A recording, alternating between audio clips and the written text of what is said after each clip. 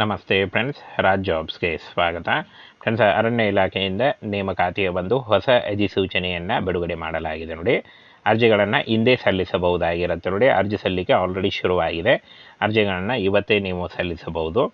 ಹಾಗೇನ friends, ಇಲ್ಲಿ ನೋಡಿ, post ಹೆಸರು ಜೂನಿಯರ್ ಸ್ಟೆನೋಗ್ರಾಫರ್, ಸಹಾಯಕ ಗ್ರೇಡ್ 3, ಹಾಗೆ ಚಾಲಕ, ಅಡಿಗೆ ಮಾಡುವವರು, ಮತ್ತು ಇಲ್ಲಿ ಕಾಣಿಸ್ತಾ ಇದೆ ನೋಡಿ ಲ್ಯಾಬ್ ಅಟೆಂಡೆಂಟ್, ಅರಣ್ಯ ರಕ್ಷಕ ಮತ್ತು ತಂತ್ರಜ್ಞ ಹಾಗೂ ತಾಂತ್ರಿಕ ಸಹಾಯಕ. ಈ ಇಷ್ಟೊಂದು ಹುದ್ದೆಗಳಾಗಿರ್ತಾವೆ ನೋಡಿ. ಈ ಒಂದು ಹುದ್ದೆಗಳಿಗೆ ಆಯ್ಕೆ ಮಾಡಿಕೊಂಡು ನೀವು ಅರ್ಜಿಗಳನ್ನು ಸಲ್ಲಿಸಬಹುದಾಗಿರುತ್ತೆ. ಸಂಪೂರ್ಣವಾಗಿ ಕಾಯಂ ಉದ್ಯೋಗಗಳಾಗಿರ್ತಾವೆ ನೋಡಿ. ಅರಣ್ಯ ಇಲಾಖೆ ನೇಮಕಾತಿ 2024-25 ಹೊಸ ಅಧಿಸೂಚನೆ ಆಗಿರುತ್ತೆ ನೋಡಿ. ಇನ್ನು ಇಲ್ಲಿ ಕಾಣಿಸ್ತಾ ಇದೆ ನೋಡಿ, ಅರಣ್ಯ ಇಲಾಖೆ ಭಾರತೀಯ ವನ್ಯಜೀವಿ ಸಂಸ್ಥೆಯಿಂದ ನೇಮಕಾತಿಯ ಹೊಸ ಅಧಿಸೂಚನೆ ಆಗಿರುತ್ತೆ. ಜೂನಿಯರ್ ಸ್ಟೆನೋಗ್ರಾಫರ್, ಅಸಿಸ್ಟೆಂಟ್ ಗ್ರೇಡ್ 3 ಮತ್ತು ಡ್ರೈವರ್, ಕುಕ್, ಲ್ಯಾಬ್ ಅಟೆಂಡೆಂಟ್ ಮತ್ತು ಟೆಕ್ನಿಷಿಯನ್ ಹಾಗೂ ಟೆಕ್ನಿಕಲ್ ಅಸಿಸ್ಟೆಂಟ್ ಹುದ್ದೆಗಳಾಗಿರ್ತಾವೆ ನೋಡಿ. ಈ ಒಂದು ಹುದ್ದೆಗಳಿಗೆ ಕರ್ನಾಟಕ ಅಂದರೆ ಆಲ್ ಇಂಡಿಯಾದಿಂದ ಈ ಒಂದು ಹುದ್ದೆಗಳಿಗೆ ಕರ್ನಾಟಕದಲ್ಲೂ ಕೂಡ ನೇಮಕಾತಿ ನಡೆಯುತ್ತೆ ನೋಡಿ. ಹಾಗೇನ ಅರ್ಜಿ ಸಲ್ಲಿಕೆಗೆ ಆನ್ಲೈನ್ ಮೂಲಕ ಅರ್ಜಿಗಳನ್ನ ಸಲ್ಲಿಸಬೇಕಾಗತ್ತೆ. ಅರ್ಜಿ ಸಲ್ಲಿಕೆಯ ನೇರ ಲಿಂಕು ವಿಡಿಯೋ ಡಿಸ್ಕ್ರಿಪ್ಷನ್ ಬಾಕ್ಸಲ್ಲಿ ಇರುತ್ತೆ ನೋಡಿ. ಸಂಪೂರ್ಣವಾಗಿ ಸರ್ಕಾರಿ ಉದ್ಯೋಗಗಳಾಗಿರ್ತಾವೆ ನೋಡಿ. ಇನ್ನು ಫ್ರೆಂಡ್ಸ್, ಅರ್ಜಿ ಸಲ್ಲಿಕೆ ಆಲ್ರೆಡಿ ಶುರುವಾಗಿದೆ ನೋಡಿ. ಇನ್ನು ಆಯ್ಕೆ ಪ್ರಕ್ರಿಯೆ ಲಿಖಿತ ಪರೀಕ್ಷೆ ಇರುತ್ತೆ ನೋಡಿ. ಲಿಖಿತ ಪರೀಕ್ಷೆ ಮತ್ತು ವೈದ್ಯಕೀಯ ಫಿಟ್ನೆಸ್ ಪರೀಕ್ಷೆ ಮೂಲಕ ಆಯ್ಕೆಯನ್ನು ಮಾಡಿಕೊಳ್ಳಲಾಗುತ್ತೆ. ಇನ್ನು ಸಂಬಳ 18,000ದಿಂದ 1,12,000ವರೆಗೆ ಪರ್ ಮಂತ್ ಸ್ಯಾಲ್ರಿ ಆಗಿರುತ್ತೆ.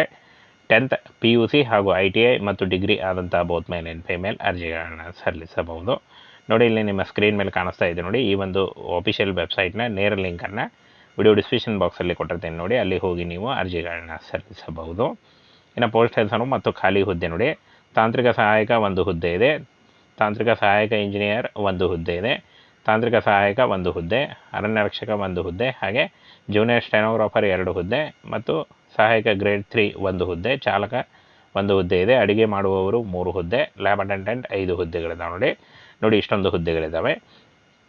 ಇನ್ನು ಅರ್ಜಿಯನ್ನು ಆನ್ಲೈನ್ ಮೂಲಕ ಸಲ್ಲಿಸಬಹುದು. ಇನ್ನು ಯಾರು ಅರ್ಜಿಗಳನ್ನು ಸಲ್ಲಿಸಬೇಕು ಅಂತ ನೋಡೋದಾದರೆ ಆಲ್ ಓವರ್ ಇಂಡಿಯಾದಿಂದ ಈ ಒಂದು ಅರ್ಜಿಗಳನ್ನು ಕರೆಯಲಾಗಿದೆ.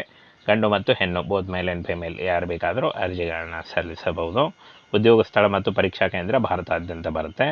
ಇನ್ನು ಫ್ರೆಂಡ್ಸ್, ಸಂಬಳವನ್ನು ನೋಡೋದಾದರೆ 18ರಿಂದ 1,12,000ವರೆಗೆ ಪರ್ ಮಂತ್ ಸ್ಯಾಲ್ರಿ ಆಗಿರುತ್ತೆ ನೋಡಿ.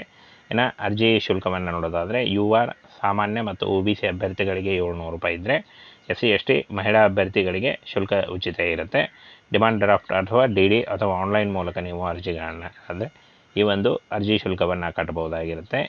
ಇನ್ನು ವಯೋಮಿತಿಯನ್ನು ನೋಡೋದಾದರೆ 18ರಿಂದ 27 ವರ್ಷದ ಒಳಗಿನವರು ಅರ್ಜಿಗಳನ್ನು ಸಲ್ಲಿಸಬಹುದು. OBC ಅಭ್ಯರ್ಥಿಗಳಿಗೆ 18ರಿಂದ 30 ವರ್ಷ, SC/ST ಅಭ್ಯರ್ಥಿಗಳಿಗೆ 18ರಿಂದ 32 ವರ್ಷ ವಯಸ್ಸಾಗಿರಬೇಕು ಅಂತ ಹೇಳಿದ್ದಾರೆ. ಹಾಗೆ SC/ST ಅಭ್ಯರ್ಥಿಗಳಿಗೆ 5 ವರ್ಷಗಳ ವಯೋಮಿತಿ ಸಡಿಲಿಕೆ ಇದ್ದರೆ, OBC ಅಭ್ಯರ್ಥಿಗಳಿಗೆ 3 ವರ್ಷಗಳ ವಯೋಮಿತಿ ಸಡಿಲಿಕೆ ಕೂಡ ಇರುತ್ತೆ ನೋಡಿ. ಆದಷ್ಟು ನಿಮ್ಮ ವಯಸ್ಸಿನ ಲೆಕ್ಕಾಚಾರ ಮಾಡಿಕೊಂಡು ನೀವು ಅರ್ಜಿಗಳನ್ನು ಸಲ್ಲಿಸಬಹುದು. ದೈಹಿಕ ಪರೀಕ್ಷೆ ನೋಡಿ.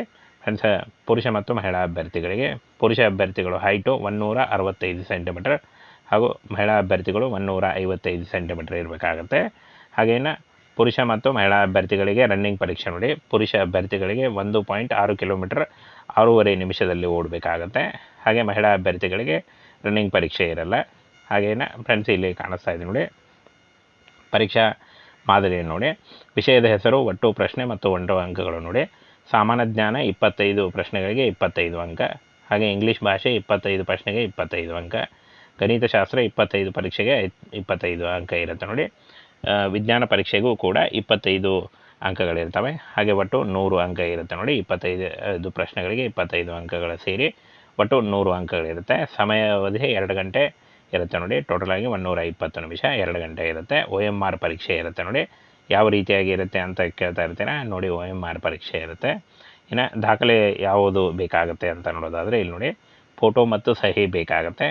ಹಾಗೇನ ಫ್ರೆಂಡ್ಸ್, ಇಲ್ಲಿ ನೋಡಿ ಶೈಕ್ಷಣಿಕ ಪ್ರಮಾಣ ಪತ್ರ 8ನೇ ತರಗತಿ ಅಥವಾ SLC, ಇನ್ನು ಜಾತಿ ಮತ್ತು ಆಧಾರ್ ಕಾರ್ಡ್ ಬೇಕಾಗುತ್ತೆ, ಹಾಗೂ ನಿವಾಸದ ಪ್ರಮಾಣ ಪತ್ರ ಬೇಕಾಗುತ್ತೆ. ಇನ್ನು ಆಯ್ಕೆ ಪ್ರಕ್ರಿಯೆ ನೋಡಿ, ಲಿಖಿತ ಪರೀಕ್ಷೆ, ದೈಹಿಕ ಪರೀಕ್ಷೆ, ಡಾಕ್ಯುಮೆಂಟ್ ಪರಿಶೀಲನೆ ಮತ್ತು ಅಂತಿಮ ಅರ್ಹತೆ ಮೂಲಕ ಆಯ್ಕೆಯನ್ನು ಮಾಡಿಕೊಳ್ಳಲಾಗುತ್ತೆ ನೋಡಿ. ಫ್ರೆಂಡ್ಸ್, ಇನ್ನು SLC, PUC, ITI ಮತ್ತು ಡಿಗ್ರಿ ಮಾಡಿದಂಥ ಬೋತ್ ಮೇಲ್ ಆ್ಯಂಡ್ ಫಿಮೇಲ್ ಕರೆದಿದ್ದಾರೆ. ಹಾಗೇನ ಅಧಿಸೂಚನೆಗೆ ಬಿಡುಗಡೆ ಆದಂಥ ದಿನಾಂಕ 10 ಡಿಸೆಂಬರ್ದಿಂದ ಅರ್ಜಿ ಸಲ್ಲಿಕೆ ಶುರುವಾದರೆ 6 ಜನವರಿ 2025 ಅರ್ಜಿ ಸಲ್ಲಿಸಲು ಕೊನೆಯ ದಿನಾಂಕ ಆಗಿರುತ್ತೆ ನೋಡಿ.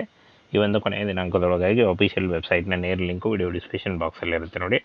ಅಲ್ಲಿ ಹೋಗಿ ನೀವು ನೇರವಾಗಿ ಅರ್ಜಿಗಳನ್ನು ಸಲ್ಲಿಸಬಹುದು.